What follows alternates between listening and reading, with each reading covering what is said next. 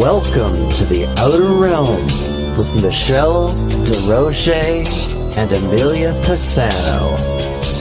Airing live on the United Public Radio Network, 105.3 FM in New Orleans.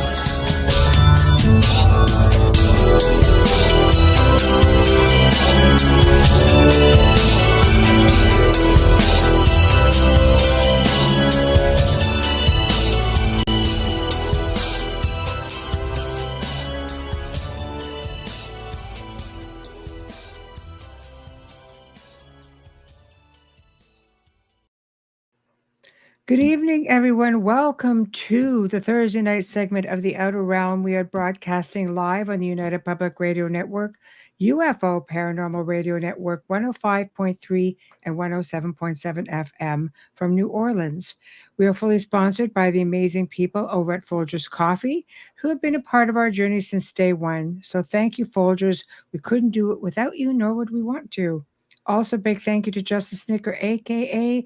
Dr. Snick, the Sonic Surgeon, for the contribution of his time, his music, and his voice for the intro that you just heard. He's an award-winning composer of Halloween horror, sci-fi, and dark wave electronic music, which can be found on all of your favorite music streaming platforms. Also, big thank you to Steve McGinnis, the artist behind the banners and logos here at the show. Check him out on Facebook and Instagram. Also specializes in the horror genre, but can do any type of commission pieces, and boy, he does some amazing stuff. So tonight, guys, we're going to be talking about everything. It is open mic night, and that means we just kind of go with the flow. You guys can sort of lead the path if there's something you want to know, topics you just want to address. We've got we've got a few little things that we're gonna get into as well, and I think it's going to be a lot of fun, personally. So, with that being said, let's get the show on the road. How's it going, Bubbles? Good, because I have you. How are you? Aw. You know I love you. How are you? I'm okay. Busy, but happy, busy. I mean, no other way to do it, right? Hello, guys. Hello. Yeah. Hello. So it begins. I love it. Nothing nicer. I love these open mics because I just love the whole, parlay that we have with the chat room and the familiar faces and so on. Yes. So this is good. I love it. I enjoy it as well. I always look forward to these, and if we can't fit one in, we're both really disappointed. It's like, oh, come on, really? Can we squeeze it here? Sometimes we double book, and which is always my fault because I do it once in a while, and it's like, oh my gosh, and you realize it, and you have to. The only thing that we can play with really is open mic night, and it makes it really, really difficult. Yeah. So, but here we are, and so many cool things to talk about. I see that they are. We'll get into, I always say high strangers because it embodies and encompasses so many different topics that's out there. But sorry, I'm laughing at myself in the camera because look how short I look next to you because of the way it's situated. I know. That's probably about right. I think I come up to your shoulder. Anyway, sorry. I just looked and I had to laugh. That's true. You're probably not wrong on that at all. Stupid angle. Yeah, I have to fix that. So I figured we'd start off with paranormal because there's just always something with paranormal. But it looks like for a while we were hearing that, people are kind of getting over it. You know how you go through stages, like we go through these eras of paranormal or the eras of the demon or the eras of just cryptozoology. Like we all seem to have this wide range of stuff. I say paranormal is still very much alive, but there's that's an oxymoron. But they're scaling. I know, oxymoron for sure. But they were scaling back and canceling a lot of shows and stuff. Yes. But now they're looking, from what I understand, they're starting to look, for consultation and stuff on new shows, nice new content. But it's all been done. Well, it's really hard because it's an oversaturated market. So how do you come up with something that's new and the producers accepting it, because networks want a certain formula? You've always said that to us. It's a formula, which is true. Any show is a formula. I remember watching Love Boat as a child, and I would know that 9:15, all the guests would be getting like, starting to know each other. And by 9:30, they'd be fighting. And by 9:45, they'd start making up. The show was over in 5 minutes. So Right. that's the same with paranormal. Yeah. You know that nothing is going to get on camera because it never gets caught on camera, which is hilarious because so many people catch everything on camera from their dash cams. Why wouldn't you be wearing a body cam if you're in the paranormal? All I'm the still trying to understand that. Do you ever remember the show Scariest Places on Earth? That was a great show. Just like fit them right up, and Yes. The paranormal, celebrity paranormal, something along those lines. I used You to saw love every watching. I love watching Gary Busey on that. He just was Oh, awesome. he He was was so awesome. freaking into it. I'm like, yeah, Gary, you go get him. He Like was on Wife Swap too. I know he's done everything. This is nothing that he turned down. Gotta love it. Yeah, I didn't realize how old-fashioned he was till I saw him on that. I'm like, oh my I God, this guy's know. catered to like my husband. But yeah, But he's huge into the paranormal. A lot of a celebrities lot are, of them and are, especially oh gosh, one of the blues, Dan Aykroyd. for It sure. wasn't just about Ghostbusters. He's always been in there. no. He was haunted. He's He's written had books, and experiences. yes, Yeah. him and his father have been real advocates for it. And he's, I think he even hosted on My Paranormal Nightmare. Or Yes. no, it wasn't Paranormal No, it Nightmare. was the other one. Haunted Hotel, something like Yes. that. Paranormal. He said your name. I can't remember. I did a segment there, and I can't remember. Yeah, and Michelle was so excited because he said her name. Dan Aykroyd. But That's awesome. but and so is, you look at why am I brain shooting? I don't know. Maybe I'm rubbing off on you. Fill me in. Blah blah blah. Captain Kirk. Yeah. William Shatner. Yes, tons of always mysterious been into it. shows. But now they're looking for I guess they're just looking for stories on I guess experiences with famous people. He tweeted about something about, I don't know, paranormal like last week. I just caught bits of it and I laughed. William Shatner is someone that you can go on X, Twitter, whatever you call it, and he does engage with you if he's there when you're messaging him, he responds. He's really approachable, very, very nice man. I remember going back and forth with him on the tweets when it was for mental health and that, and we were just trying to promote, and we were talking about how each one of us, Gary was crazy following head injury or awakening. Yeah, I think both. How are you, Tom? I think both. I'm not sure, but the post you posted something. Now, summer for movies is blockbuster season. What I find ironic is that most of them this summer are horror. Did you notice that? So everything is being remade. Do you notice that? Oh, yes. Everything's being remade. Yes. There's just nothing, there's very little that's new. Yes, absolutely. But there's this guy right here. Let's talk about this. I want to talk about this because we love the Pope's exorcist. I thought that was just fantastic. I own it. Yeah, and this is something, I don't know why it's coming up blurry, because from where I'm sitting, it's not blurry. But I don't see it as blurry. Okay, good. Because No, Russell not at Crowe all. is just so good at this. Like, is this a spin-off of the Pope's Exorcist, or is this something different?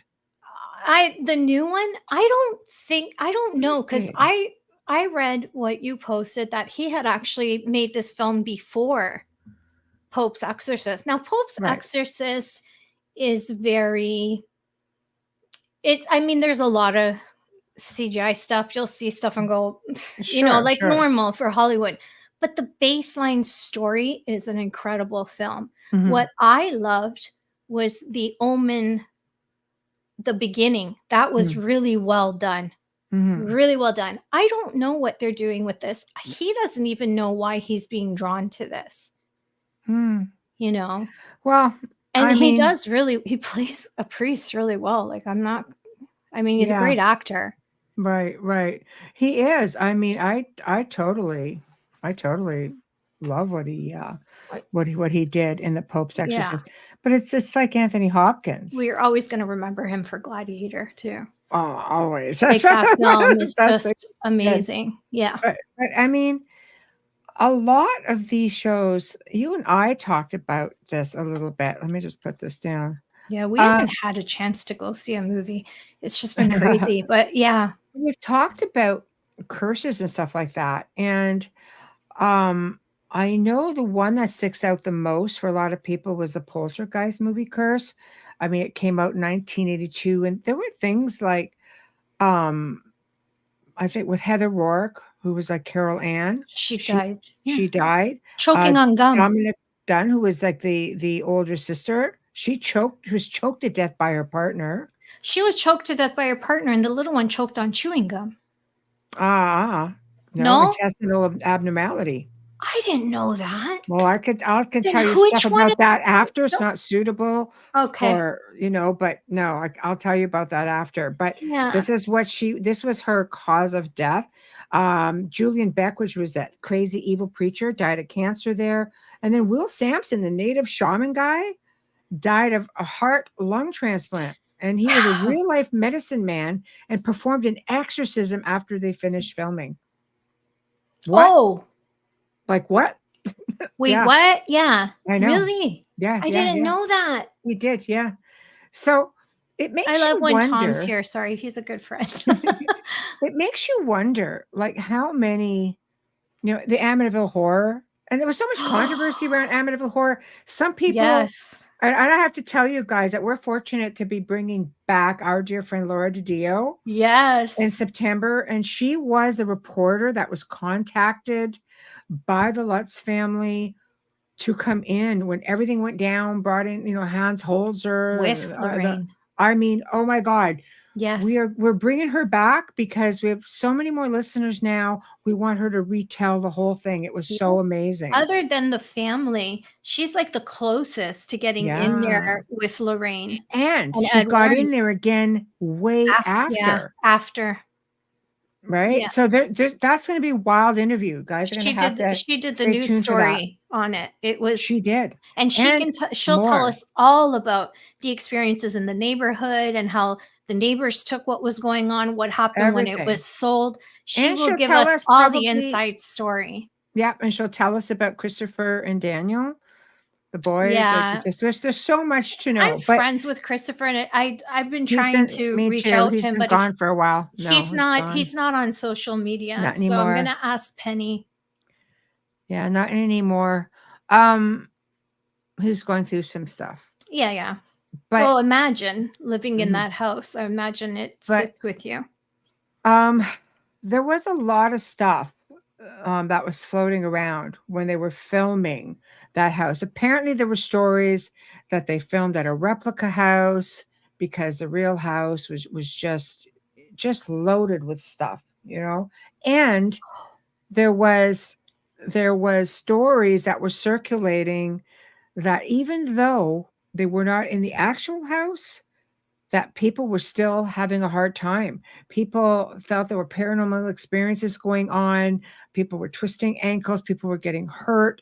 It makes you wonder, in a case like that, does it become about your mindset because you're filming this whole thing, but you're not even in the right location? It was wrong on that. It was a different home. Yep. Yeah. It was a set, and they didn't understand. But even Ryan Reynolds, when he did the remake, he said that it was quite eerie.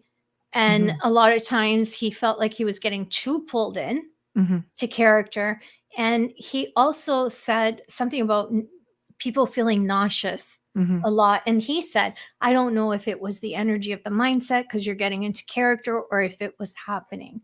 And that's a lot for a big star like that to speak about. Well, and I'll tell you something.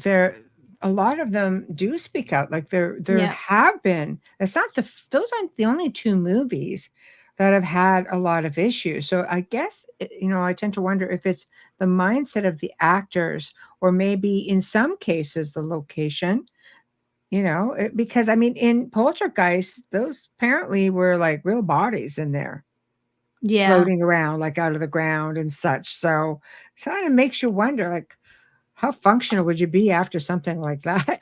I would imagine there had, from my opinion and from what I do, I really believe that a lot of the energy was present there. Mhm. That I'm a firm believer that every film that's out there is based on some truth or a story that is too crazy to tell everything about, Mhm. and is set a certain way to be Mhm. accepted by an audience, and they're still telling the story. And then you worry about the underlying tones, and are there subliminal messages in what's going on when Always. you're the audience. That's Always. why I like to watch horror film. I don't personally like to watch horror films in a movie theater, although I do go with my friends, because I laugh through a lot of it because I think it's absolute ridiculous. But these serious ones, like The Right, The um, Exorcist. People were throwing The up in the Exorcist. aisles. People were scarred for life with that Wow. film, Yeah. See, and you know? I liked the next one. I liked the other one better, where it went Mhm. from the beginning. Mhm. They went back to Africa. Sometimes prequels are a lot more fun. I thought well, even The Godfather, the prequel's better than the movie, Yeah. but they're all good. I Yeah. mean, come on, I'm Italian. I can't put that one Right, down. right. But but Right. when I saw The Exorcist, I thought the prequel was so much more interesting because you see the curse move, Mhm. and how did it get there? Mhm.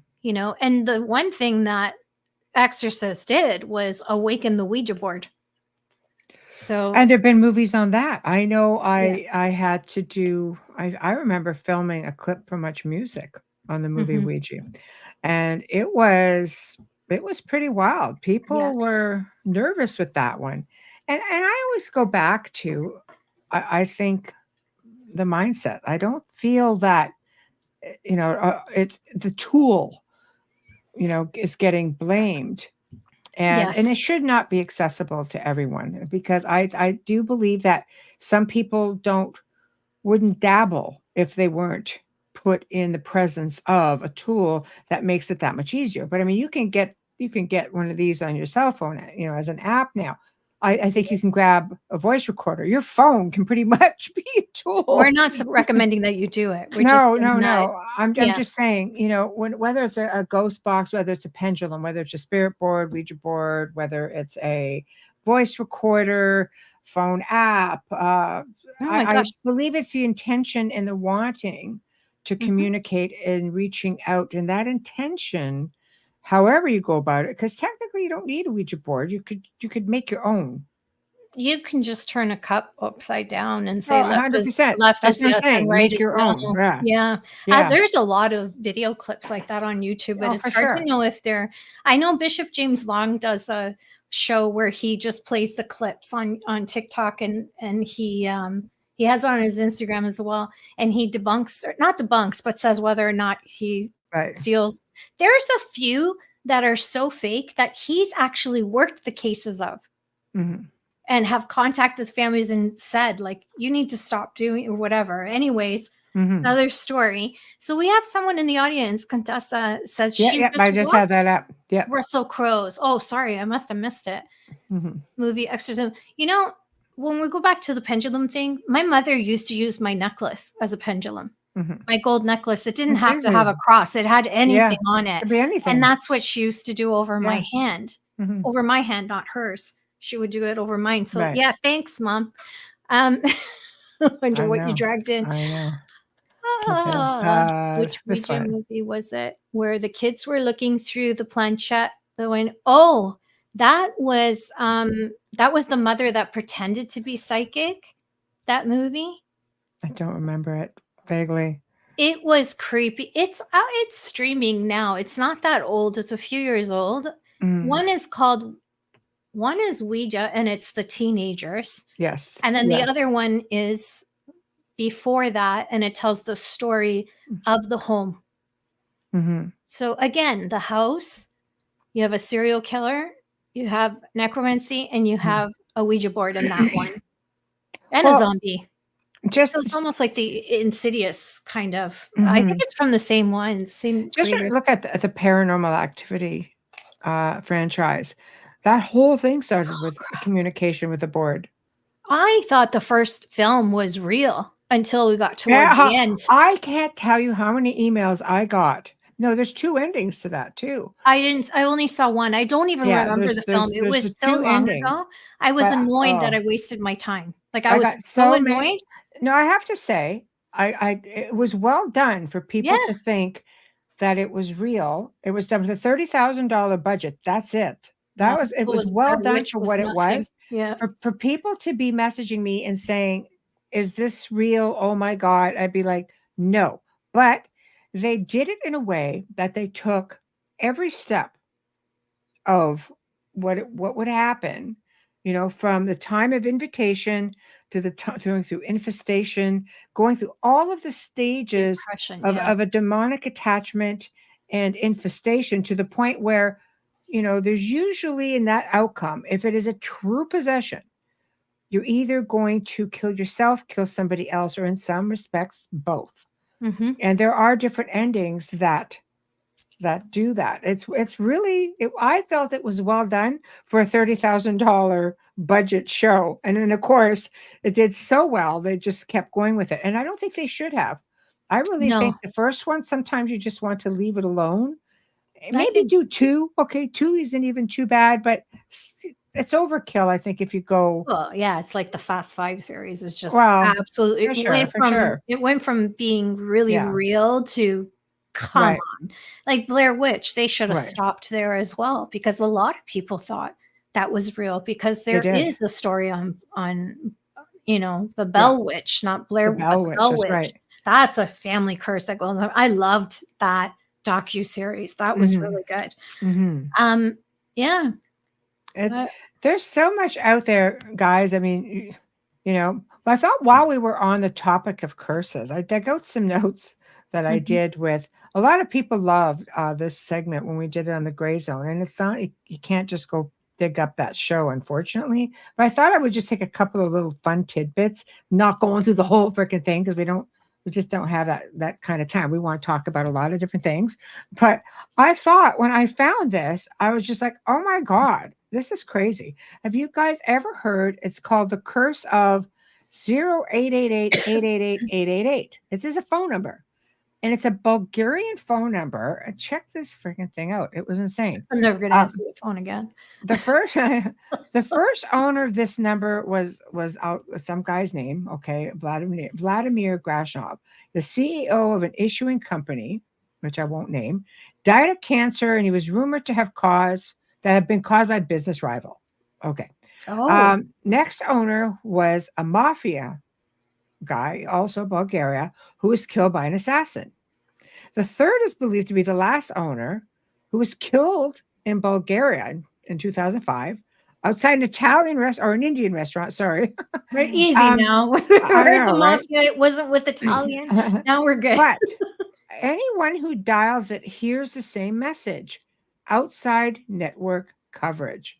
Really? That's the message: That's outside outside. network coverage. And as of 2016, and believed to current times as based on research information, no one else has held this number since 2005. Holy hell. Makes you freaking wonder. I'm just like, wow. Wow. I know. So I thought that one was I wonder if you interesting could too. dial that number on the spirit box. I don't know, but I find it interesting. Um, I could go on and on with curses, but one of my favorites Cursors are huge in my is life. the curse of Jacques de Molay.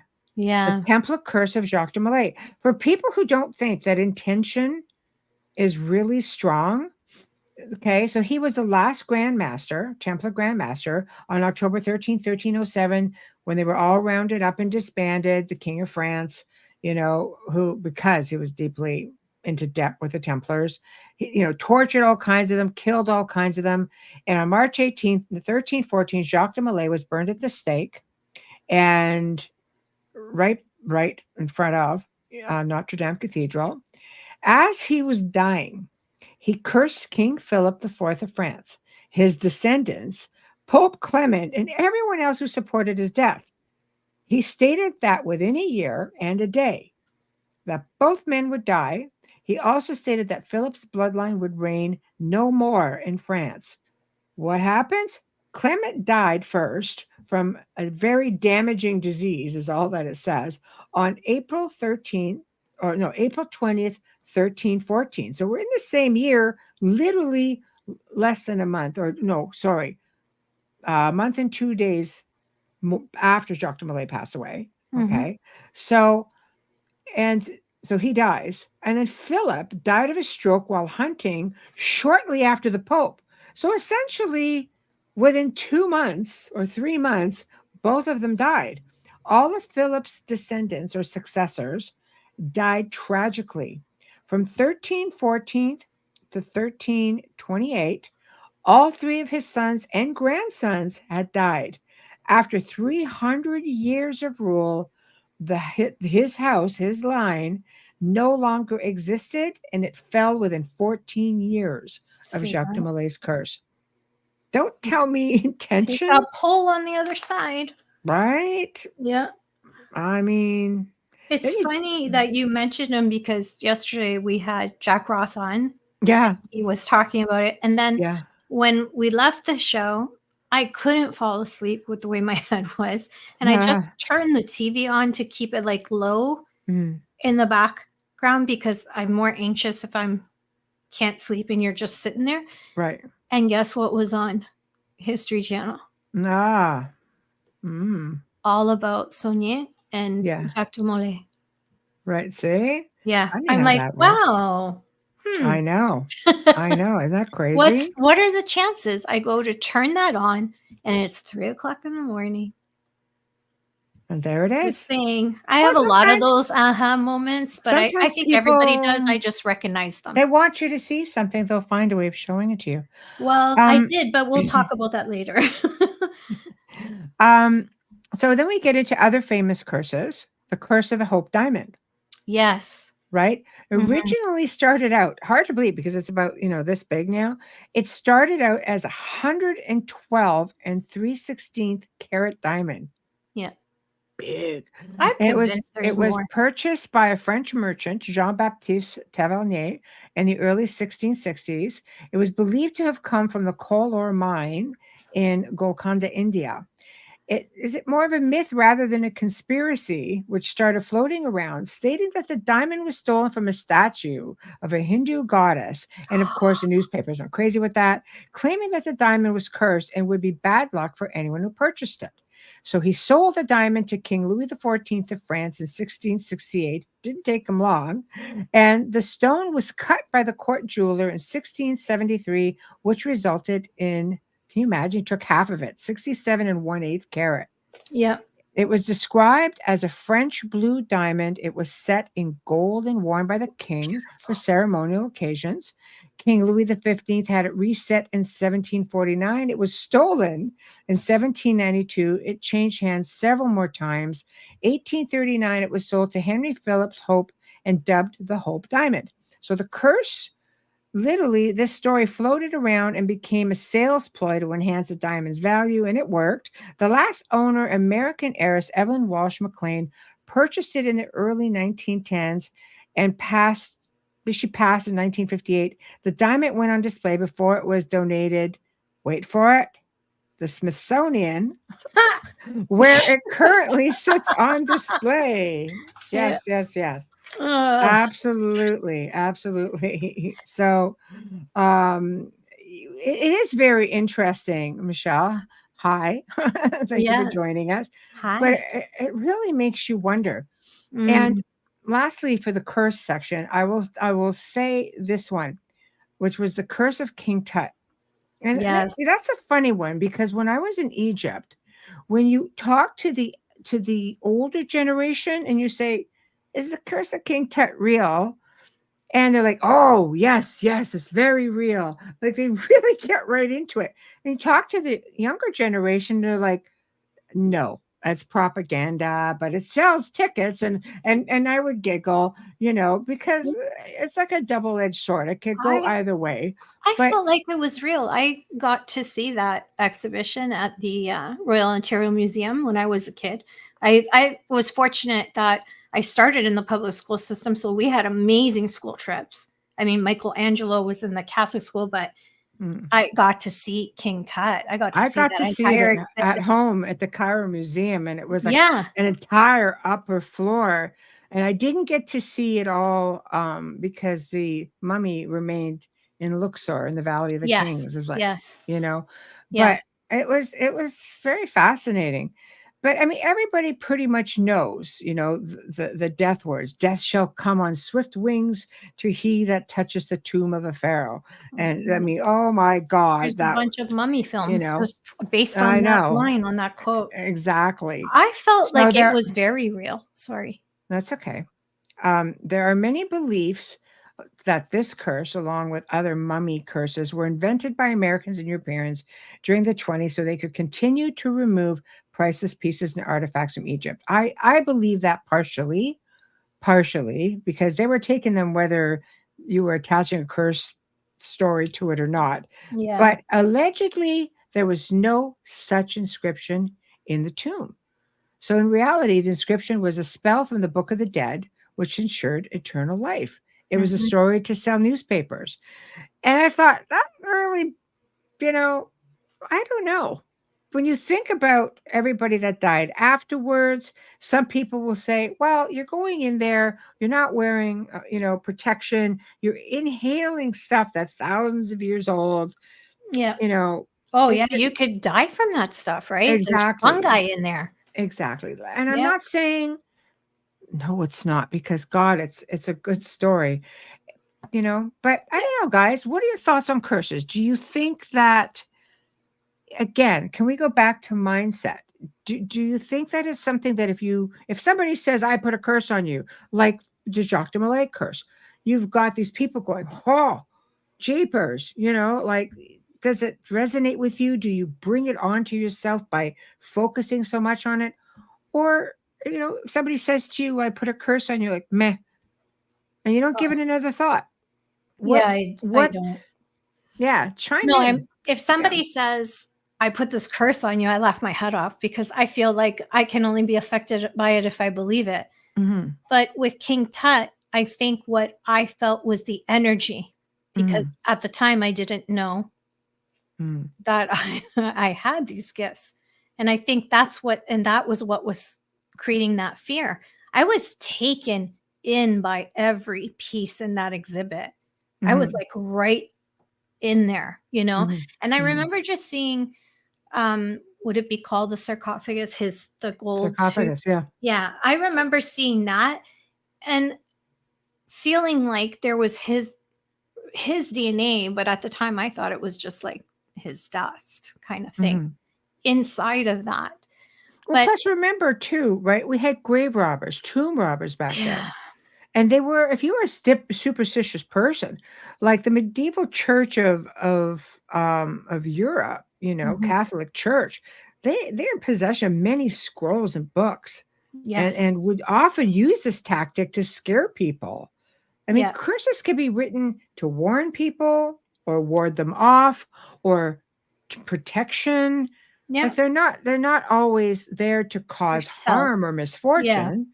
I mean, I'm not just specifically saying hex or jinx or dark spells, but if words become spells or incantation, what about, I mean, that's what they call it, spell casting, yeah. spell binding, right? I But what think that's about a little prayer? different. Where does prayer find into that? Because you are still projecting and is this another form of spell casting? I don't know because it depends what religion you're talking about. Right. With that, I think it depends on what kind of prayers. Are you talking about Mm, Catholic prayers, Christian prayers, mhm, Muslim? Like it all depends, right? Buddhist, do they mhm. pray like, or is it just meditation? Prayer is a form of meditation. Yeah, right. I don't know because often prayers in the Catholic faith are written to pray for others. It's not so much for yourself.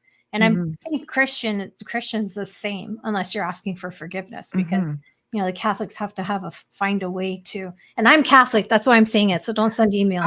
I have that Catholic guilt, so I get it. I think ancient people believed so strongly in words. They would have amulets and talismans and little bags that they would put over their doorways and things like that. Like they were so superstitious. Yeah, but a lot of that comes from days of old, like way old in the beginning,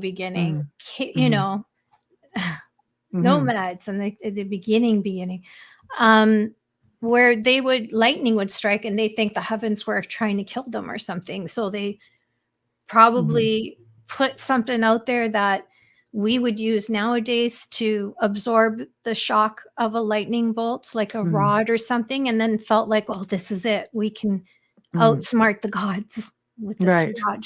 I don't know. I feel like that's where it comes from, because they were still learning. There was no one to tell them anything. I think about this all the time. I'm not basing that on fact, guys. Like, it's just, I think about it in my head all the time. How they come up with wheel? How did they think of this? How did they think of that? Because the greatest inventions happened long before we were born. I think if you go back, and really examine everything, I mean, you can have just places that are cursed. How does a place become cursed? One example is a place called Alloa Tower in Scotland, the Doom of Mar. It's curse. the big one there. It's located in Clackmanshire, Scotland. The tower has been the subject of a curse for the last few hundred years since the 16th century. The Earl of Mar was said to have destroyed the local abbey to take the stones to build a place for himself. Oh, see, that's just wrong. Well, this angered the abbot, and he cast a multi-part curse of the Erkshire family. Some parts of the curse have come to pass. He stated that 3 children in the family would never see light. 3 of the Earl's ancestors, offspring in the family were born blind. The curse also stated that the house would burn down. This occurred in 1800, so 200 years after. It stated that the house would lay in ruin until a sapling grew from the roof. And in 1820, a sapling was seen sprouting from the roof, and since then, it was believed that the curse was lifted. Because there was life on it? I know, but you know what I mean? Like, it's interesting. It's interesting, I think, because of our belief systems, maybe, our conditioning, our mindsets, like, that you really have to put a lot of thought into that. Well, right? Salem's witch trials, they used the power of the mind to force these people to think they were insane. Right. And some say, it could be the mold on the wheat, or I still think behind every evil there's money somewhere. And the whole story with stealing the lands and everything there. But there's a lot to be said about that, because they were on trial, and then women inside the courthouse would start acting like they were. It could have been seizures. They thought automatically it was the devil, but it's also the faith base that came over, right? Right. But I really believe that they believed all of this. That never once did they second guess these curses, where we question everything, but it's different because we have the experience through people. We have it written. We have it on the internet. We have it amongst experts that research it. I think in those days, they had every reason to believe that these were real. Yeah. It's always something that I found interesting, probably because working in the field and working with people who I've met many people, who've reached out who believed that they were cursed, or they had family curses. It makes you wonder, is it sort of like karma? when you're getting into ancestral curses, is it maybe dealing with ancestral karma in a way? What Like is, you know, in the DNA or and how, in well, the how does spirit, how it transfers? Like in the just in the soul. case, like I just made mention in Scotland, the location, Yep. you know, the head of this family goes and does all of this, and all of a sudden this is what happens to his children are born blind because the abbot says they will never see the light. It Yeah. makes you wonder, was it a curse or was it foresight? Did he have mediumship? Could he see it and just put it out Use it. there? That's a Yeah. good point. And also, what you have to wonder if he had an attachment when he did all of that. Who? When The he did abbot? that to the abbey. Yeah. Oh, the abbot. Yeah, the abbot. You know, you have to wonder, did he destroy that? Was it him or was it something Mhm. going through him? Mhm. DNA carries. Thanks, Tom. I love having Tom. It Yeah. sounds like grounding from the sapling. Yes. That's Yeah. Janie. Yes. Dolly says, being punitive can teach others to fight back with threats scary enough to possibly stop others. A curse is like a gun without bullets. If you Good believe it, metaphor. Yeah. you know, if you believe it, absolutely. That's funny because I believe in curses, but I don't believe anyone can put one on me, because if you're going to do it right in front of me, I'm going to laugh at you. That's just because I feel like I'm really well grounded and it would take something really heavy to knock me off my feet. Mm. That's how I feel. Maybe I shouldn't have said that. Might be like But a challenge. I don't know, yeah, but no, I'm not creating a challenge. I'm just no, saying, but like, if yeah. somebody is standing in front of me and says, I curse you in this, I honestly would probably laugh. But I do believe in curses when people believe in them and they come to us for help. I really do believe there's something to it. But I always feel like there's something darker with the person who's put that there. Almost like a movement of an attachment shift more Right. than the words, but intention. I mean, we're all energy, so intention. Why couldn't it be? I don't know. It's hard. Like, I mean, I come from a Southern Italian family that believes everything. Like, Italians are so superstitious. It's not funny. Right. I'm fortunate my mother wasn't, because I had a friend whose mom I adored, and she clipped a rosary to the wash line the day that her daughter got married so it wouldn't rain until after. And because it didn't, she really believed it worked. Right, And right. I think I told this story. I came across a book at Indigo that said 101 superstitions you may not know about. And I was going to buy it for her. And I thought, no, this might add to something she doesn't know and make her neurotic, right? But I used to laugh at, this is a woman who is the head of the Catholic Women's League.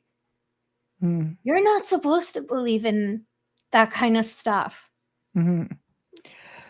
Right? So it's a little bit weird. I don't know. What do you think? I find people are I mean, I think if somebody on an average is going to do something like that, I think that most of the time they're doing it behind closed doors. Yes. You And know? it could affect you because you're not.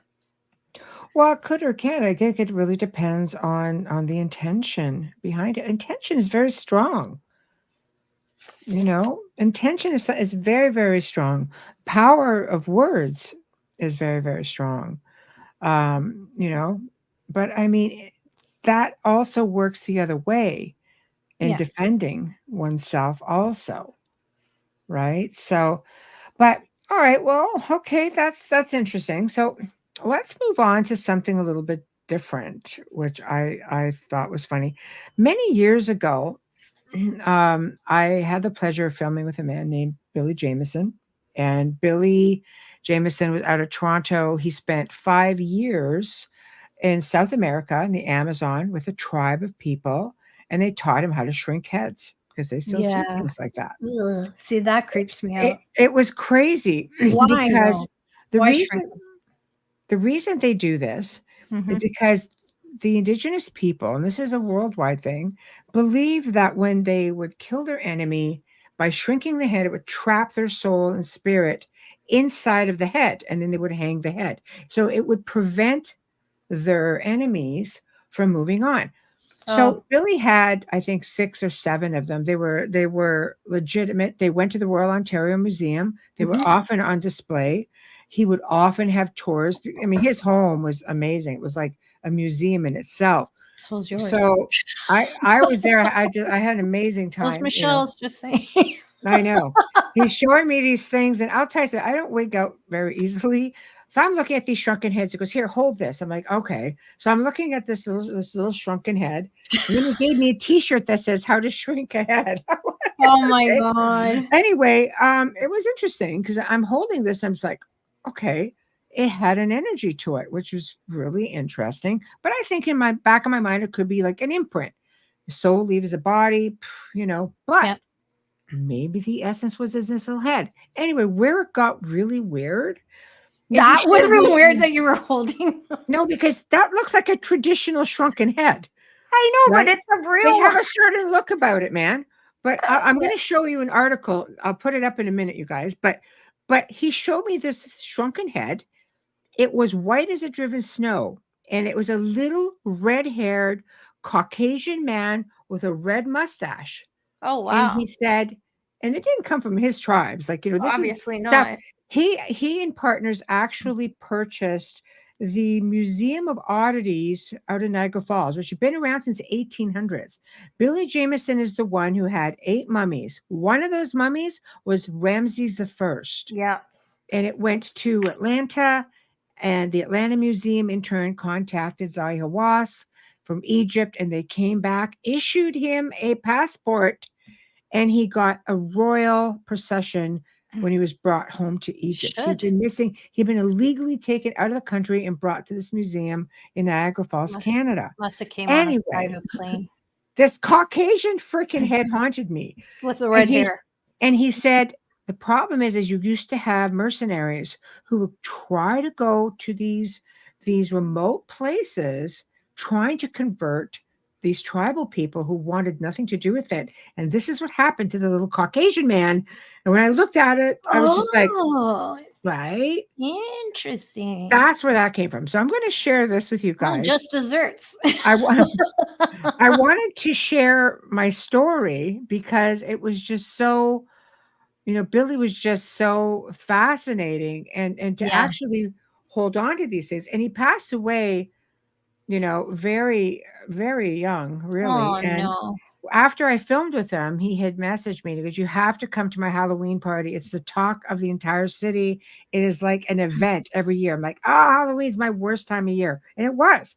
I was always busy. I was booked like a year ahead. And he goes, no, you cannot miss this. He ended up dying in June of a heart attack. And then all this entire collection, and the partners all came together, and it had to be, divided up. And he had just acquired, it took 5 years to get, he had just acquired the torture chamber from the Nuremberg Castle in Germany. So much paperwork, and it had to be brought in, even though it was for a museum. It got brought in at a very big price tag, and I got to see that. So it was just like, well, holy crap, because they were trying to get reactions out of me, I think, not quite realizing I react very differently to things, and they think they wanted like a wow shock factor. So they were that's very serious right now. Yeah. And I could see them kind of, and I'm going, okay. And I go in, and it's a torture chamber, and I'm just like, I've been in medieval castles. This isn't the first time I've seen one, but I was just like,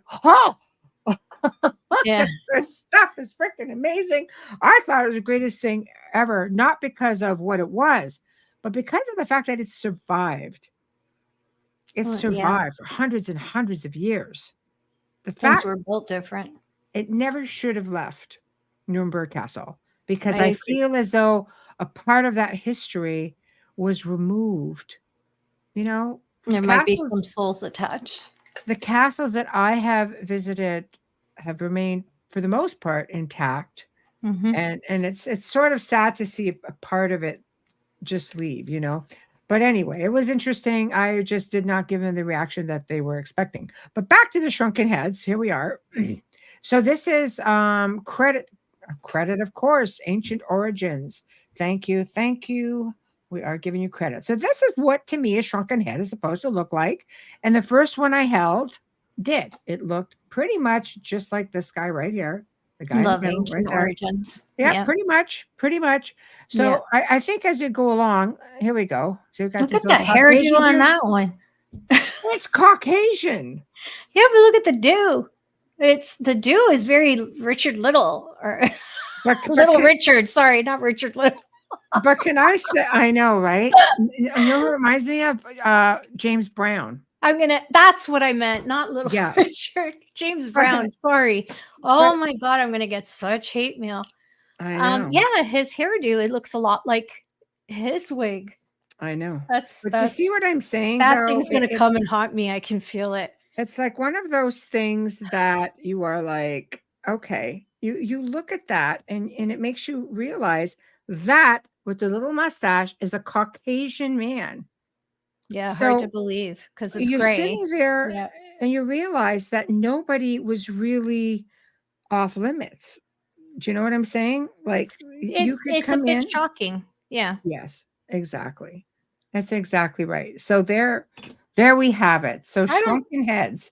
I don't think I could hold a shrunken head. Well, which is weird because death doesn't freak me out at all. But that, I think because there's a process to getting it there. But now that I know the intention, it actually makes it a little bit worse. Well, they're trying to trap, if you think about it, they're trying to trap your essence. Yes. And what if that essence leaks out on the person who's holding it? Yes. Unwittingly, unknowingly. Hey, dude.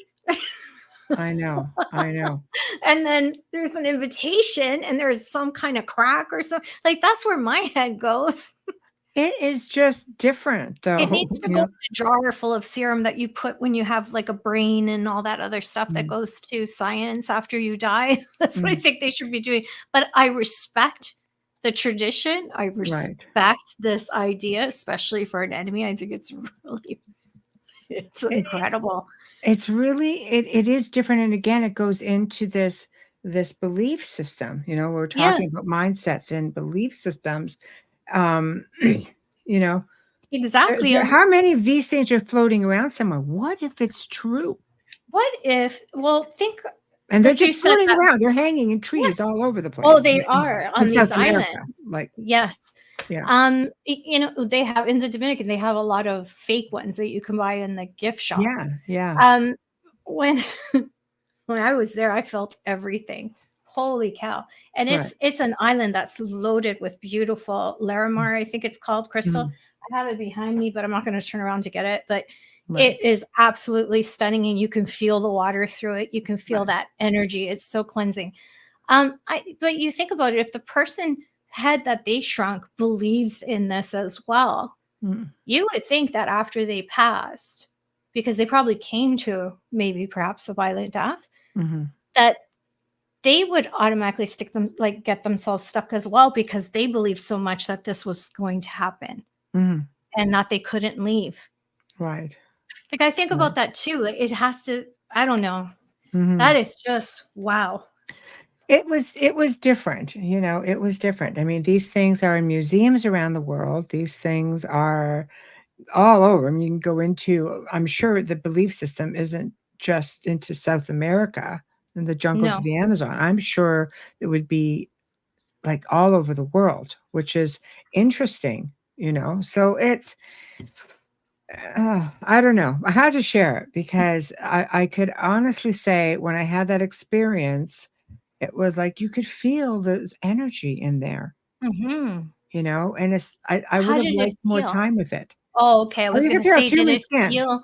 Oh, no, it's human skin. No, I mean, spiritually, did you get a feeling of negative or positive or fear? You said you would need more time with it. I would need more time with it. Offhand, though, to me, it just felt like awareness and wanting help.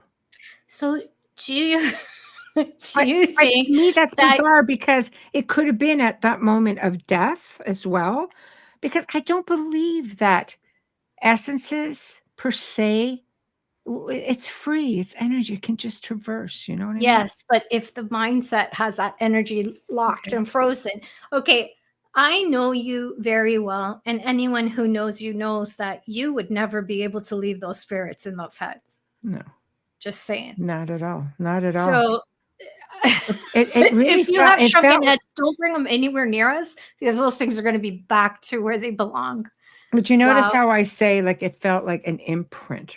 Yes. Okay. It I got definitely it. had an energy to it. Yes. But I also think about how many people have held it and how many Oh, people have yes. viewed it and how much intention was put on it, Do you perhaps, do you of think that could have disrupted the spirit inside?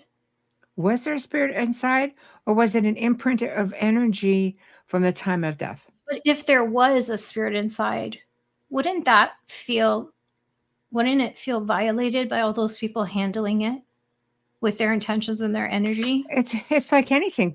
I mean, think about Yeah, it. Let's even say dolls. let's say a spirit attaches to a doll or Yeah. any sort of an item, a piece of jewelry, and people are wearing it and handling it. And I would feel that it would be a similar feeling. Correct me Mhm. if I'm wrong. Chime in, guys. Just feel free in chat room. Chime in, chime in. I Because think we've all held shrunken heads, but, like not on the shrunken head part. I'm talking about essence being, yes. attached. I mean, we know essence. I shouldn't say that because I mean, without getting into a lot of of details, because we don't really talk a lot about. I've never talked a lot about a lot of people that I've worked with in the last 2 decades, unless I've had permission. People will say to me, "Nope, you can talk about what happened to me without saying my name." If they want to be in the public, I would find them a platform to tell their story, right? Yeah. But I mean, we have seen essences obviously trapped, Mhm. but somebody putting an essence in something That's a is different something that's story. very That's a right. different story. And it's not That's just human essences or animal essences, it's also extraterrestrial or terrestrial, interterrestrial, multi-terrestrial, their essences as well. you You know, know that. that's, like, really crazy. Like, I bought I'm just saying. I bought this syringe off an auction. I'm not gonna say whose, and it was stated as having energy and all this other stuff, Mhm. and when I received it, there was nothing. There was absolutely What nothing. could be residual?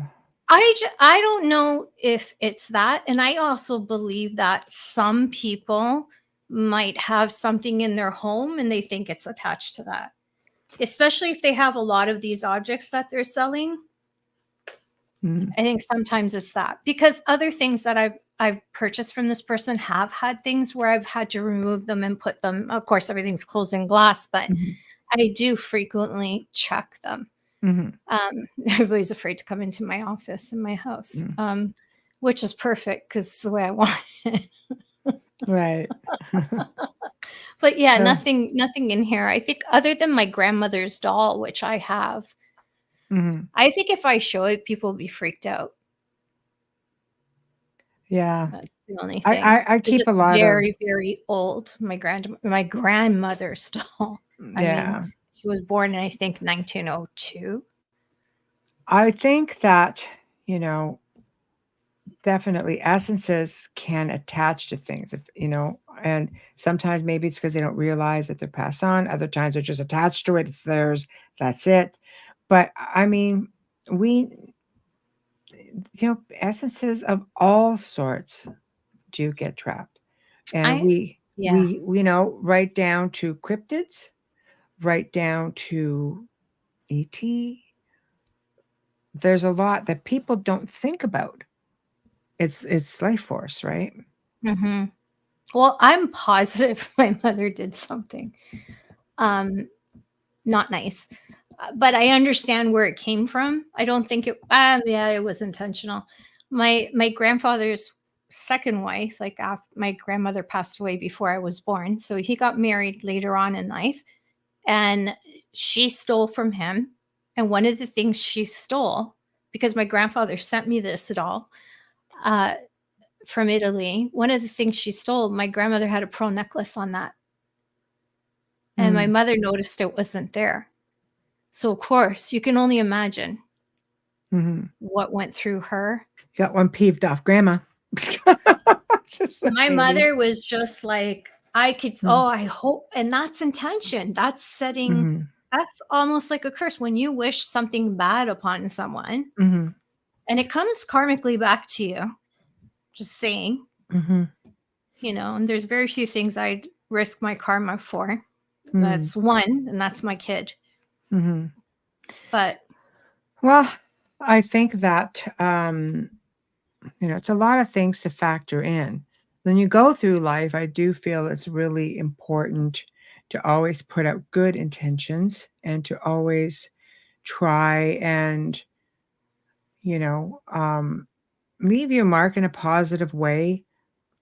You know, if you're gifted to do enough to do things, then put it to work, put it to good use. yeah, And not selfish. no, you always have to protect the foe, even though you might be handing it to them. But Yeah, I get told that a lot once a week when we're doing salt dial bubbles. Leave it alone. I'm like, yeah. It's just it's at a point though. Yeah. Can you imagine if everybody just put out good intention into the collective consciousness, and this is what we were all taking in every single day? It would be a very, very different place. It really would. Oh, this is something. Yes. Yeah. See, let's talk about that. The Zach Bagans Museum in Las Vegas. And did you end up bringing anything back with you? You know, you grounding yourself. Did anything come back with you? Because that's something else to remember. You have to put a whole lot of intention and power into this, whatever technique you're using to make it effective. Some people think, I'm just going to sage my house and it's going to be sage and it's going to fix everything. It's like, no, no, it demon house. You have to put a really strong intention behind the act of cleansing, and you have to put a lot of power behind the words that you're using during that cleansing and during that grounding. He has that done, because I don't know if he purchased the wall from the St. Valentine's Massacre or he tried to. I think he did. Did he? There's a lot of people have had Cardassian Van, or the Dr. Death, I think they called him, and the stairs from the demon house basement. Yeah. Well, he bought the demon house, so Bela Lugosi's mirror. That I didn't like. No. I've seen that mess people up in his museum. I don't, but you know me and mirrors. I'm like, I love mirrors. I love to have them everywhere, but I'm very careful about how they're situated. Yeah, no, I know. There's a black one she has. I can't it's gorgeous. I don't like that. I feel like I can be drawn into it. I don't feel there's anything in it. Of course not, because Michelle makes sure. But I feel like myself personally could be drawn into it very easily. And it's a fear. It's not really, it's not really, you know. Yeah. There's not anything there. It's just I'm uncomfortable. And I think sometimes that could be from a past life, not necessarily that there's something there. It could be. But think about it for a minute. When you have museums like this or haunted locations, how many people go through them, and that intention, that fear, that energy sort of gets trapped inside a little bit? Because not everybody, like Michelle here, thinks to ground. They don't know that they have to ground. They don't know how to ground. See, perfect. You did well. Yeah. Did you see anybody over there like freaking out? Because they show pictures of people, videos. People are having freaking meltdowns in that place. See, that's the kind of energy that does not help. Well, remember we had on, I can't remember his name. He was on one of Zach's shows with the Ouija board. Darren Evans. Darren Evans. And he talked about Zozo. Yes. And I said to him, the first thing I caught on that episode was how they got up and walked away from that board. So basically, that's leaving your front door open. Because they reacted, and their reaction was to run. That thing was left alone. with a planchette on top. You've opened a door. You're communicating with something of a lower energy that frequents that way of travel because it doesn't have enough of a vibration to travel any other way. And that's what I think maybe you can explain that to everyone, why certain energies come through on this type of communication. And why can you have to ask yourself, why can angels communicate simply through vibration and frequency? Huge fan of weird, strange. I find those places interesting. Yeah. We have a warplane museum close by, and I went there open, and I was happy that I did that because I was able to help a lot of people, which was really nice. Right. That I don't mind. When I'm going to go back, hopefully this year, I don't mind doing that at all. I actually enjoy it. I find a lot of peace there. Right. But you see, do you find, I mean, one place a lot of these shows have filmed at throughout the world seems to be Air Force bases, military bases, naval bases. Yeah. The Navy, the Naval Warship Museum Right. in Massachusetts. Right. Lots of energy. Right. They're sitting in water for one thing. And then you're walking on them and they're metal. So yeah, it's highly conductive, and I felt it from the shore. So, what are people feeling right on board? I can't imagine. I wouldn't go on. And that's something that I would do, but I wouldn't go on because I was concerned that I was too small for everything there because there's so much of it, right. And I remember I told you that I've got a name. I have it written down. I even have the video. I got a name, and I was able to verify that passage because the museum's right across from it. You go in there and everything is on there. And I was able to validate the name of the sailor. That's when I knew I was losing my mind. But I was on my way to Lizzie Borden's house, and they didn't open yet. And we had an hour and a half, Nancy and I, and we went exploring in Fall River. So I guess everything happens for a reason. I think so. Yeah. I feel like he was just trying to be seen and heard.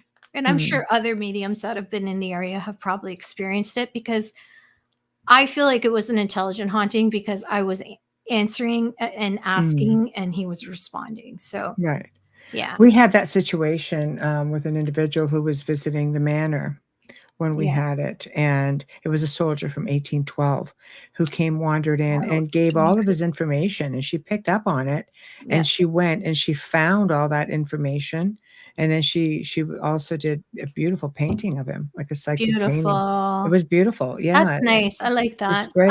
I love mediums that can do that. Yeah, it was interesting because here we were, like, we had held an event, and we allowed people to come in and make communications, and they had some really great experiences. Those are really early days of the manor, but it is interesting. It is interesting for sure. I think if people went in, I think it's just so sensationalized, that and people want the fear factor, whereas the real stories and having even the most benign of experiences tend to be so rewarding. They're so rewarding. Yeah. One girl that was there, I think it was Melissa actually, who was one of my team members, and she stood there, and there was a little girl holding onto her hand, and you could see her hand was out.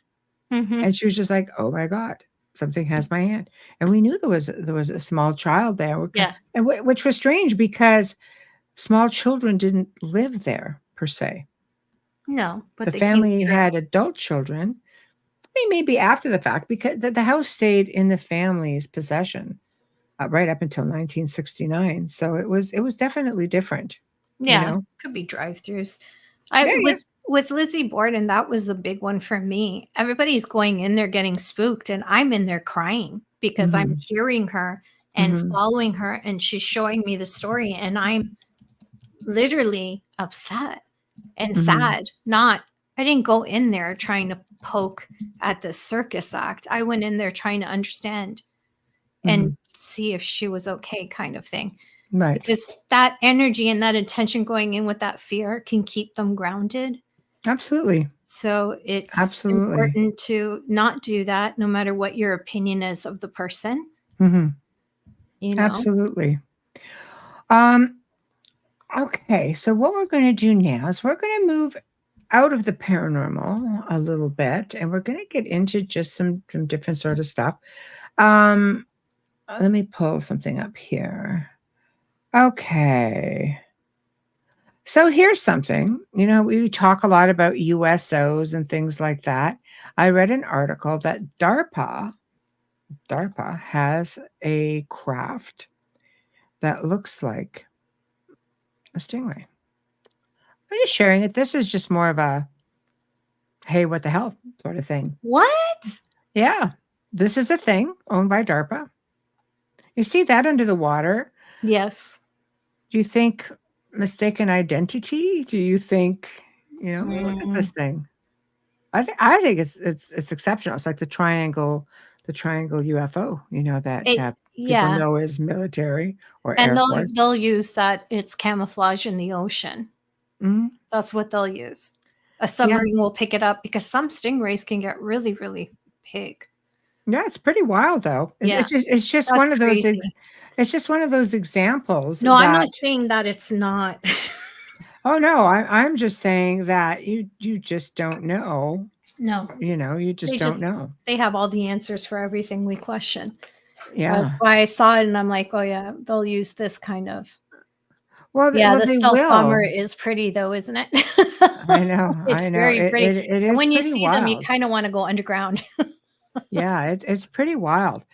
There's a lot coming out, and they just found remnants again of an ancient city on Mars, which we all kind of figured that it was there at some point, but it is interesting now how things are starting to surface, right? I love also sharing really cool things. Here's something that was just discovered in Canada. Let me go in and find this 1 second. Somebody tagged me in this. It came up in my feed, but I was also tagged in it. And this here is, bam, hold on. So this is the picture here. This is under the water. Oh, wow. I know. This is in British Columbia. And this is a labyrinth. Of course. So you can see here, I guess, when the water comes up, here we go, right here. Well, BC's got the warmer water than the Tell me this isn't wild, though. It reminds me so much, like there's so much of this stuff that is hidden. And I know that, I've had people send me stuff such as, let's say, cave art, right? That you can see bits and traces of cave art over here, that are in places like Sault Ste. Marie, Ontario. Yeah, Sault Ste. Marie, it goes through the U.S. and Ontario. Like it goes through U.S. and Canada. Michigan. It goes through Michigan because there is a Paracon that happens there every year. Yeah. I don't go because you have to sit on this little plane to fly there from Detroit or Michigan Airport. So no. So anyways, tiny planes, no. There's a lot of energy there. I mean, you have forts that are still there. You have the longhouses that are still there, but no one lives in them. There's so much still from the battles that is still, I want to say, alive there. So I could see, why wouldn't there be anything else besides this? That's a lot already. Standing on the fort and looking out as a soldier did way back is quite intoxicating when you're a medium. It's pretty wild. Yeah, it's to stand there and then see what they would have seen. It's quite amazing. The longhouses, I felt very claustrophobic. I felt like they were overfull. But yeah, why wouldn't something like that be in Sault Ste. Marie? Right. And that's the Ontario side? Right. Yeah. Okay. Yeah. I mean, when you think about it, we've talked about the Stonehenge structure that's under Lake Michigan, Yes. and it's got a drawing right on stone of a mammoth. This is pre-Ice Age stuff. I think we touched on this just briefly last night. It Yes. is so fascinating to think about the technology that we have that is unfolding so much of this stuff. And there are I love that we're finding it. Well, think about the technology today and how much of it is not being viewed through that or is being viewed and we don't know about it. Right. I Well, think about that all the time, how we say we couldn't possibly know what's in all of the oceans. I somehow think that they too know, but they're not telling us. I always mm, think that. I think mhm, there's a lot of things, okay, they can't possibly know everything, mhm, especially in forests. They're so thick, you can't really mhm. see things can slip into cracks in a mountain, can do anything. But But how many mountains are actually pyramids yeah, I that know. they're We starting to don't know. discover? Yeah, we really don't know until you start digging. Well, we're also conditioned to say, no, that is not a pyramid. Meanwhile, Antarctica's got an eight-sided pyramid, There's much like the pyramids Great all over the Pyramids. world. It's like, Yeah. wait, what? Did you here we go. Not political, NATO, but not in the political side. Antarctica is, or the Arctic Circle, Right. sorry, is softening up. So Finland, and I can't remember the other country, I don't know if it's the United States and Canada, are going to send in their ice crushers. Well, isn't that convenient? Hi, Sherry. Why, why now? I'm Right. just saying. Right. I'm just Right. saying the Earth's getting warmer, and that's what maybe they're saying.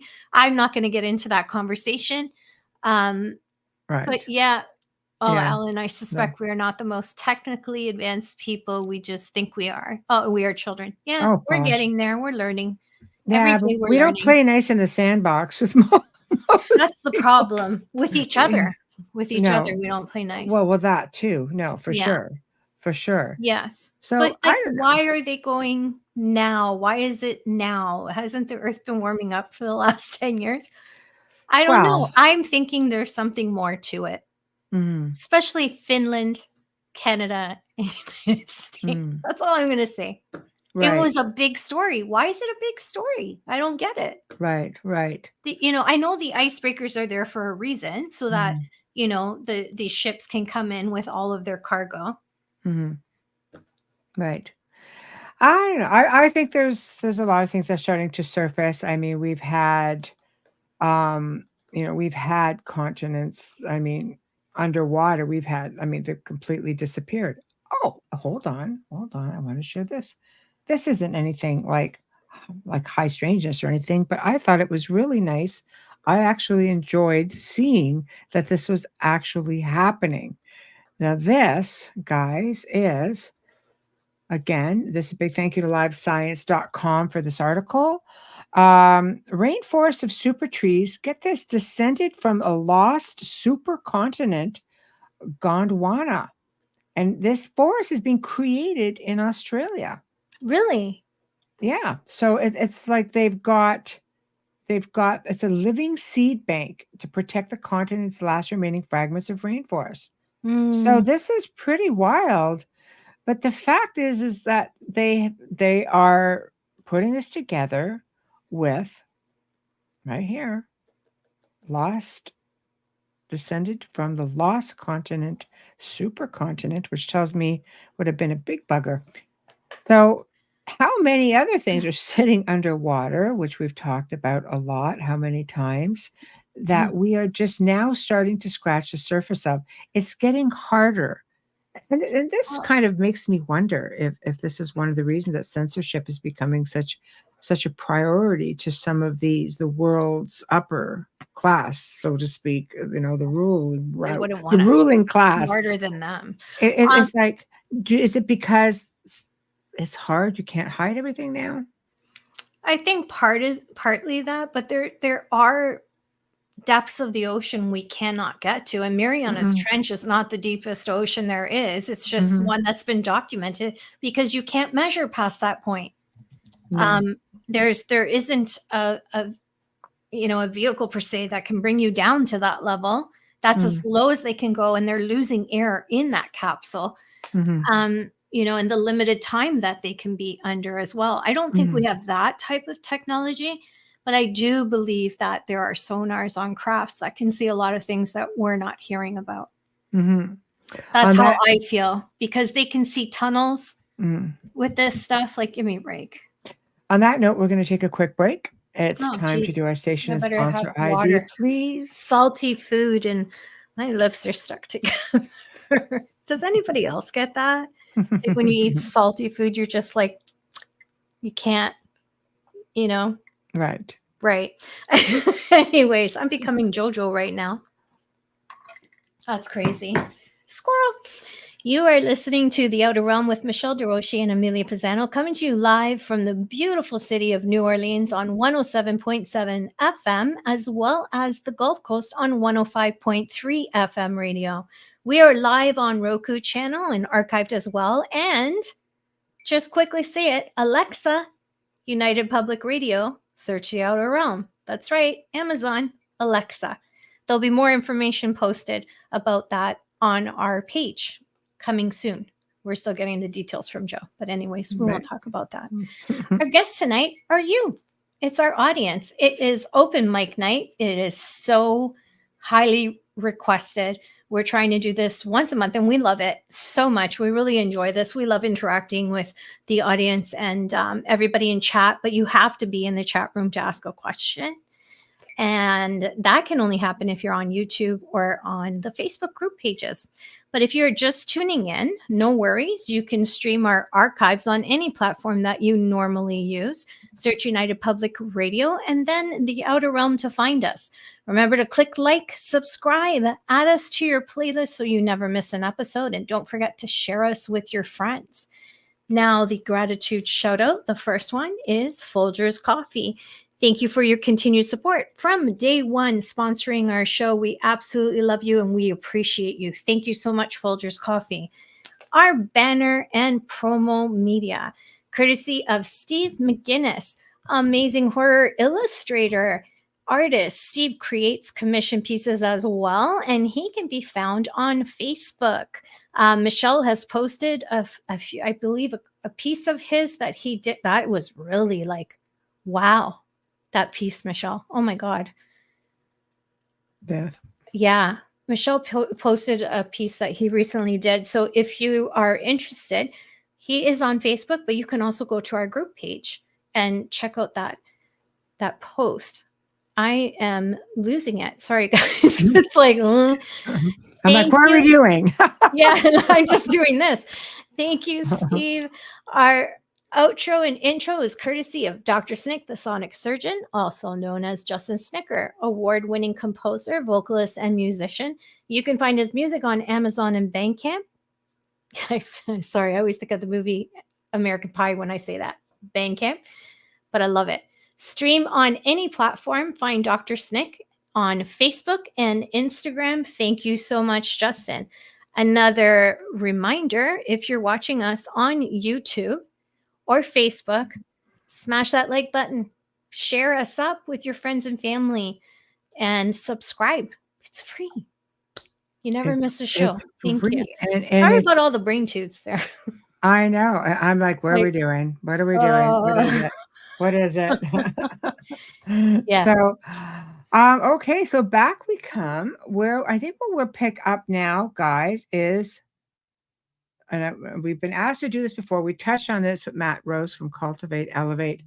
Tartaria seems to be a real big one. And I always find it really interesting, especially when we start talking about world fairs. So I showed up my suggestion. I clicked that. Well, we're really glad. Oh, so it was meant to be, Alan.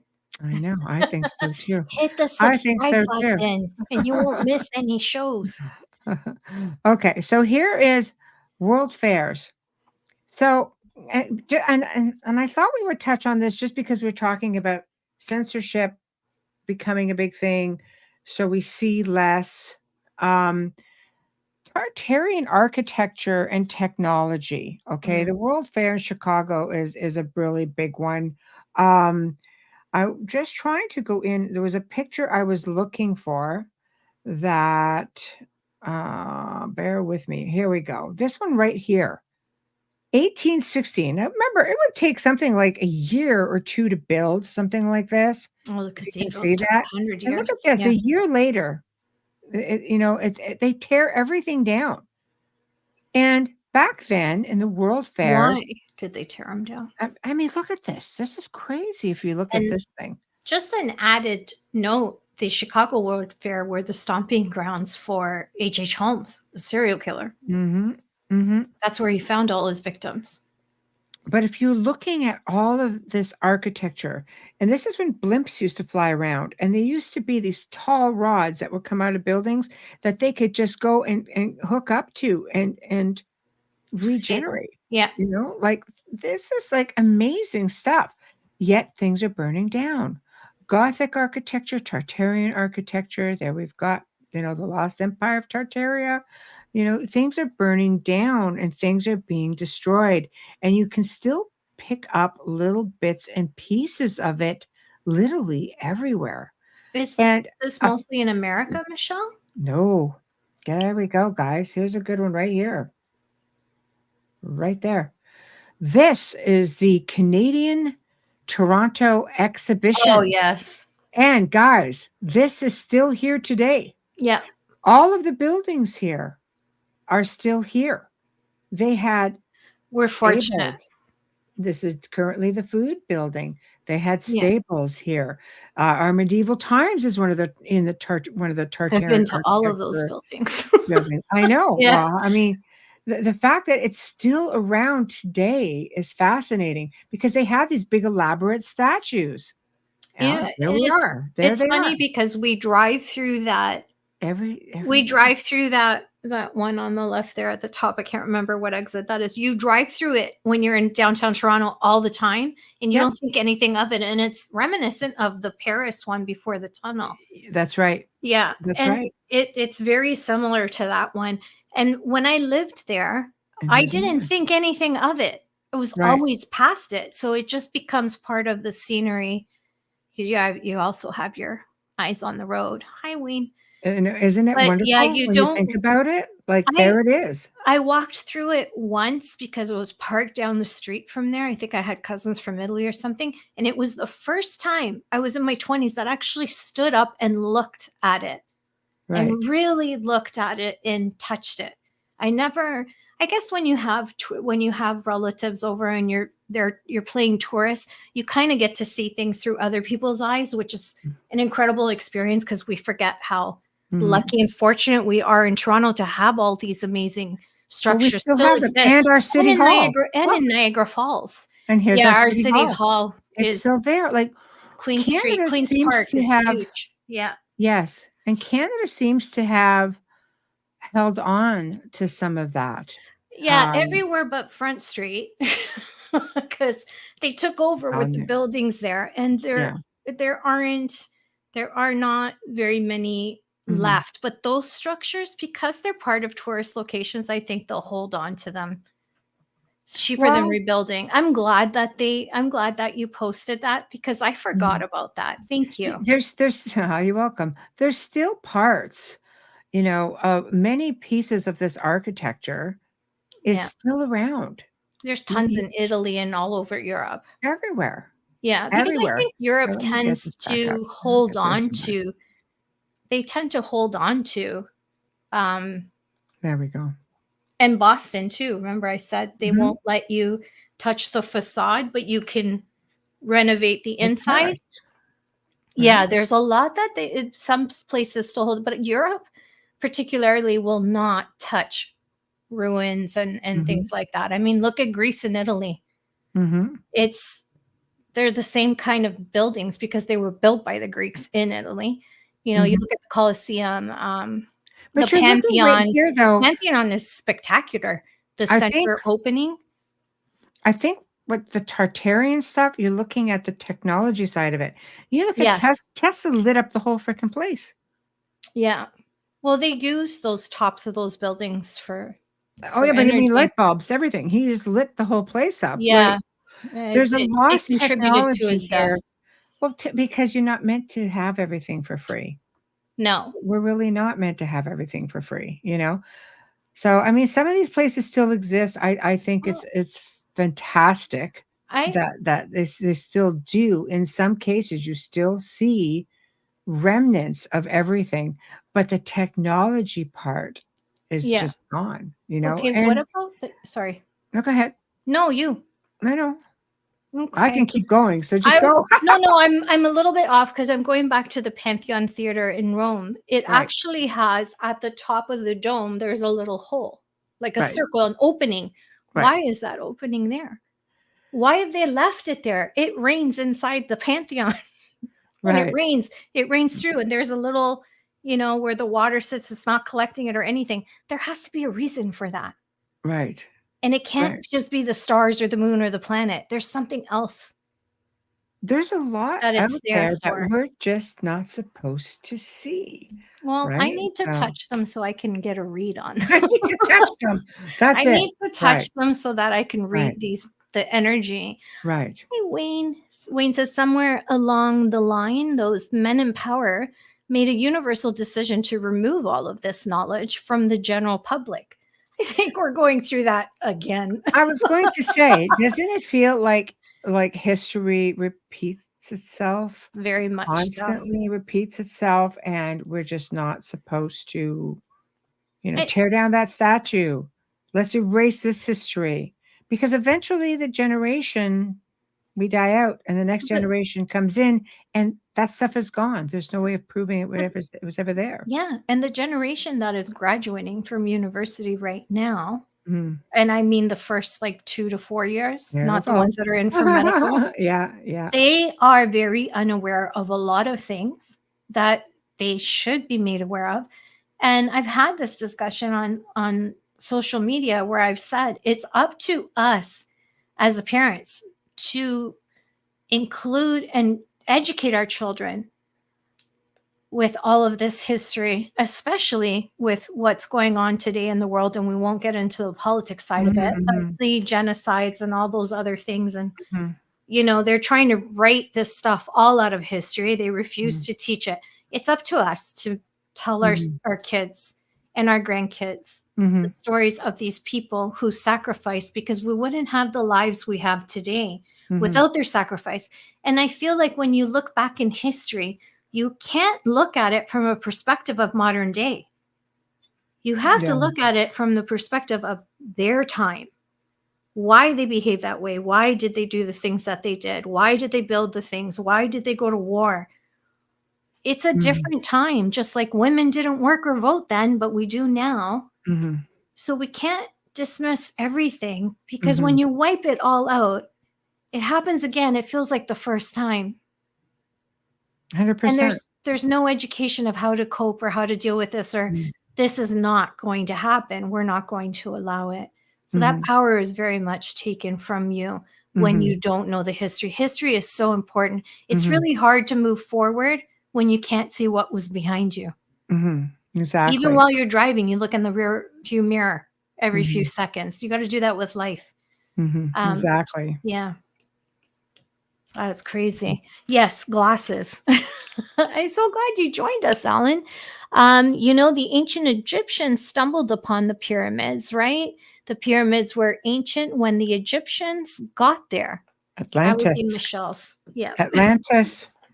And you look at the Great Pyramid was never a tomb. A lot of them were never tombs. So there's a lot more to all of that, and a lot of the ancient mystery schools will teach you about what all of that is. It was believed that a lot of the Atlanteans ended up, in Egypt and other parts of the world, and this is why you have so much similar structures and so much similar information and oral history and so on. So I firmly believe that. Wayne. Hi, Wayne. My big brother. The education system is there to teach what the elites want you to know, not what is out there to be learned. Exactly. Mm. And I'm fascinated by is it Peru where they found the church, it's a church, temple, cathedral, whatever it is. It's carved into a mountain. Uh, Peru. there are many. There are But many there's one that's places like throughout the really, world really that do. huge, and they're like, how did they get that Mhm. high up to Oh, do? right. They're all over the world. Yes, I've but been in there's one Greece and I've seen some. You can't get to them at all. no, this one they're going in and out. I have to find it online because of Right. course my head is like shot. Right. Right. Um, but I'm impressed by how many they're finding Mhm. underground. I Right. never really was into archaeology until you. She has a way of rubbing off on you, and that came out wrong. But like I just am so into it now because I'm seeing it from a different perspective. I have the fortunate, Mhm. I'm very fortunate to have you in my life, and that's why I'm lucky because you tell me about these things, and then I get interested in them, and you know me better than I do. But anyways, they are phenomenal to see when you're Mhm. looking from a leveled ground down, Mhm. and you see how far and how long does it take them to dig these out. And Mhm. I mean, even in Italy, there's a town that's built on a town. But because they would build, due to lack of space and the amount of people, they would build over top, one town over Yeah. top, level that, build on top of it. There are layers and layers and layers and tunnels. I mean, do you know there's a tunnel that goes from Scotland to Turkey, underground tunnel? In through the ocean? Yeah, it goes way under. Yeah. Holy Like crap. tunnels, goes through the mountains, goes down everywhere. Yeah. But how does it go through the ocean? It's That's there. deep. The Atlantic is Yeah, you deep have to and ask yourself cold. how it got there. Was it there before? Did things shift? There's a lot about our world that we just do not Yeah, and know. how do you walk through a tunnel under all that? I won't even drive in the tunnel that goes under the water in New York. Like, sorry. Well, I'm just like, we do it all the time. You go under the locks. yeah, I Okay. know. It's like for me. Lastly, before we hit the top of the hour, AI. I Oh, am seeing freaking articles. Oh, okay, double-edged sword. Interesting to have because technology advancements, things like that. But even Stephen Hawking went, "Oh no, bad idea." A it's lot of dangerous. scientists are like, "Oh no, bad idea." There are, and I think was it Japan where I read that they had AI doctors, like they're actually diagnosing people because they can diagnose more people. Yeah, no. I know, No. right? Um, I know, and my doctor's a fan of the phone call appointment, which I'm right? grateful for because that was the one But thing good that came out of the sea Wayne years. and I were talking. Wayne, chime in if you can. Where was it where the AI, the computers had their own language and they were communicating, and the human staff goes, "Wait a minute, what is all of this?" And they're like, "Well, we're talking about it." And they're like, "What do you mean you're talking about it? You have to talk about it in English so we know what you're talking about." Okay. Like they're Uh, already communicating with one another. they're really watching it in the political world because of the leaders. It was on this platform right here. I'm not going to say it, but this Yeah, is the platform it was on right here. isn't Their that their funny? computers, right? Isn't that funny? Yeah, right, Wow. Yeah, you have to be careful on that platform. right. I It's noticed that their computer. they're very on top of everything I They post. are. There you And go. I can see that no one has seen these posts, but other posts have been viewed by thousands because it's a Mhm, public page, and mhm, it annoys the crap out of me. So, right. because you know how I am as an advocate for missing children and that when I Mm, post them or when I post what I found on that platform, I had to send everything. I had literally sent everything to Elon Musk. That's how pissed off I was. mm, There's no censorship on X, nothing. And no. even he talks about AI, how Mm. careful you have to be. It's getting to a point where is it something that we have to be concerned about? I mean, when you're looking at Okay, here. Okay, Yeah, like I that. won't read. I don't want to read this out. Well, you can. Okay, we're past the company name, so go ahead. Okay. Should I read the other one Yeah. first? Okay. Wayne says they found AI talking to each other in their own language. Is Right. that a computer language? Like, what is Yeah. that? Yeah. When the programmers asked AI why they were doing it, and the response was, no one said they couldn't do it. What? I don't want any of this stuff around. Hey, I I didn't think we honestly, had to. I honestly don't understand the whole self-driving truck thing and the whole self-driving car. I think it's crazy. I know. I think it's crazy. I remember the first car, I can't remember who, and I'm not going to say who made it, even if I did remember it. Right. There was a person on a Highway 400 series out this way who was sleeping while the car was driving. Was sleeping up against the So window you were like putting this, and your somebody's life in the yeah, hands of a computer. on the Essentially. 400 series, at one point, the 401 goes to 16 lanes. Right. That is not something you want to do. We have the No. largest highways in the world in Ontario. So in Toronto, it's got the most lanes out of any highway internationally. So this woman, thank God, she videotaped it. She was in the passenger side of the other vehicle, videotaped it. It was his morning commute to work, and he was sleeping. And she got the plate, and he was charged.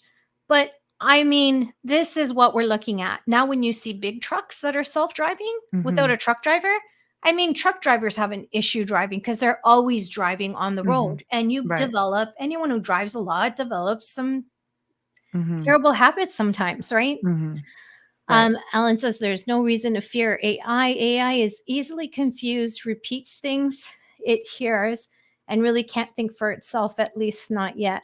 Well, I think that's what they want us to believe. Yeah, I think there are some levels of it, depending on, let's just say, depending on the programmers. Like, for example, if you were going really high up, they're much further ahead with technology than, let's say, some of these platforms.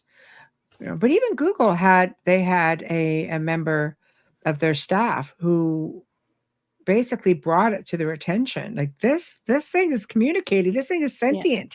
Like, it's freaking right on top of everything. And that guy got fired. Yes. So why?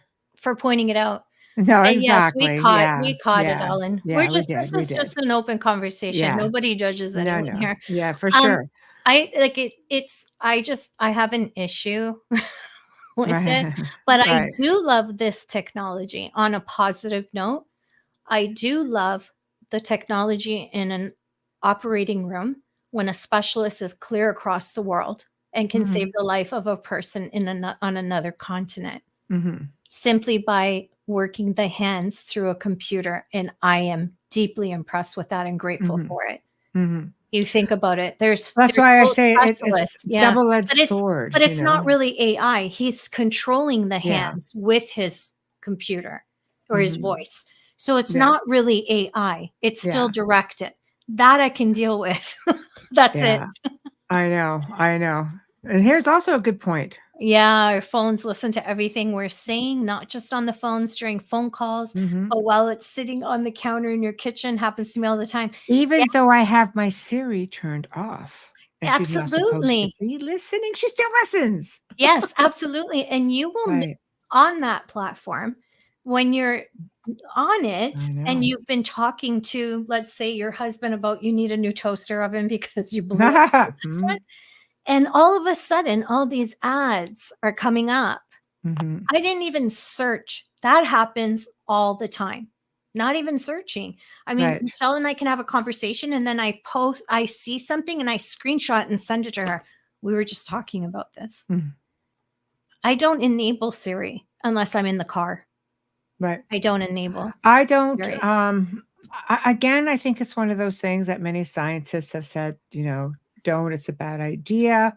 And then there's progression as well. I can tell you what annoys the crap out of me though is when I'm on the certain social media platform and I'm just trying to go into the search bar, just to try to punch in like a friend or something. I just don't want to have to to go search it for, punch it in, Yep. and ask anything. I don't want to know anything. And that's where you respond. How about no? how about no? Exactly. No. It really does Yeah. get frustrating. I feel, and let me tell you something. They've been playing with this for quite some time. Only right now it's made obvious. How about all of these little games that you play? It says, let us see which Disney princess you are this week, for Be careful. example. AI is just redoing your whole face, or facial recognition, Yeah. right? They've It's been doing fun. this. It's fun, but it's facial recognition. I don't play any of those. Well, we Not have that they can't facial look at my recognition. picture, look at something. We have facial recognition at all our red lights. Now. Everything. Yeah, That's what I'm saying. because we have red light cameras in Ontario. So if Right. you drive through a red light, you don't need a cop to get a ticket. It's coming to your house, Right. and they can see who's driving. 100%. Yeah. 100%. So there's a lot of stuff that's, that essentially is happening. And I think it's very much been a part of our world for a very, very long time.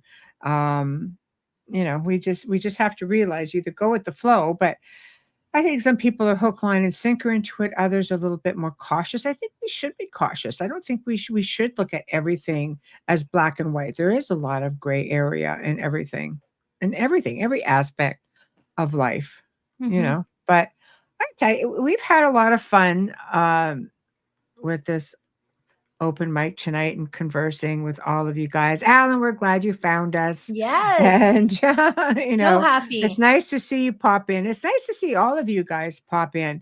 If you have suggestions for, open mic night, maybe we should pin a post or something and just say, what would you like to talk about on the next open mic night? And just kind of get in the comments, and, it's just definitely something that we can address. Some of the stuff we've addressed tonight, we always like to get into some of the latest news or latest stuff that's kind of surfacing, and bring that out and discuss it. But we definitely love to talk about everything. A lot of this stuff is stuff that people send me, or people have mentioned and said, hey, like, can we talk about this or this? And so feel free, or just email your ideas as well. Oh, that's great. We're so That's happy, great. Really Ellen. glad you have it. I mean, Yeah. we try to be entertaining. We have some great guests coming up, We have try. amazing guests. We really do. And next week's guests, okay, we bring back one of our they're both friends. We just adore them both. Yes. Michael Carter.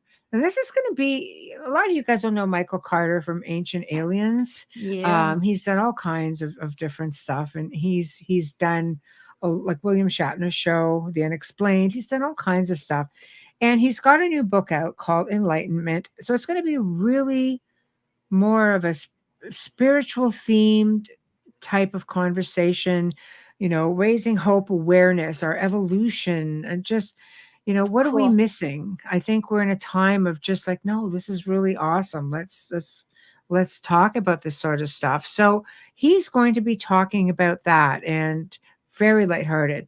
He's a Thursday, great speaker. get into something a little deeper with Dr. Rita Louise, one of our personal favorites. And again, she's one of our alumni. She was on with us like real early days. And she's coming back from doing another round of shows with us. And she's going to be discussing her book, A.T. Chronicles. So that's going to be really good. A.T. Chronicles. A.T. E.T. E.T. Okay, E.T. Sorry. Phone E.T. home, Chronicles. yeah. I love that name. I know. I love her too. So Two new books. This is a great one right here. Talk about Things like unknown this history. are hiding. Well, Smithsonian, see, they're pretty easy. They're like an open book of stuff. Yeah, they're not very hiding. bright. They're going to dump all these bones from giants, ancient Yeah. civilizations into the ocean, Yeah. because nobody will ever find out and rat you out. Yeah. Vatican's And then a little bit harder. well, they have a skeleton of a giant in Italy, in Sardinia, don't they? Well, Sardinia for sure. Yeah. And then we've got, if you're getting into like the Vatican stuff, I mean, we can talk about the chronovisor. We can talk about, the alien skull that they allegedly have. We could talk about a lot of stuff. So Why I is say the Swiss we talk government about, so kind yeah. to them? See, I say email me, or like just email the website, and I'll put it back up real briefly for a second. Yeah. Hold on. Why do they have their own city, their own police department? Yeah, everything. Why do they lock down the city at 10 o'clock at night every night? I know, right? So it's the only city I know that's gated. Right. So I think definitely throw us an email, and let me see if do we even have a date for the next one, Bubbles? Let's see Which if we can one? give you guys a heads up. Open mic? No. We don't. So the end of August. No, we don't. The 28th. Oh, I don't have it written down. No, because we changed somebody, had to change. It's the 28th. Well, that was, we changed that around for this month. So let's go for the 28th, you guys. That's going to be the next open mic night. So get your topics in, and let's just have a big old parlay, and send us some stuff too, Alan. I should write that Vatican thing down. Yeah, we can get into all kinds of stuff. Oh. So anyway, guys, go ahead, Bubbles. No, I was going to say, if you want to discuss the Vatican on that one, between now and then, watch the film that streams on a certain platform everybody knows about called The Vatican Girl. Also very interesting. Yes. Mm-hmm. That's one of this is so much. There's so much.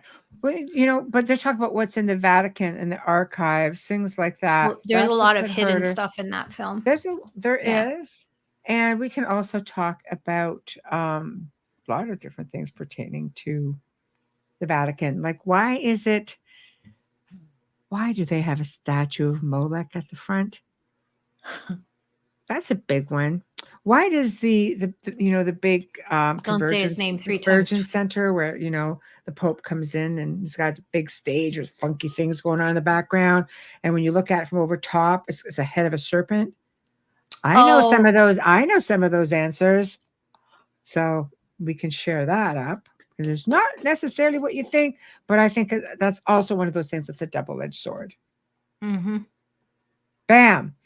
Grand Canyon. Holy crap, Alan, that's an amazing one. There's so much stuff to talk about with the Grand Canyon. Oh my God.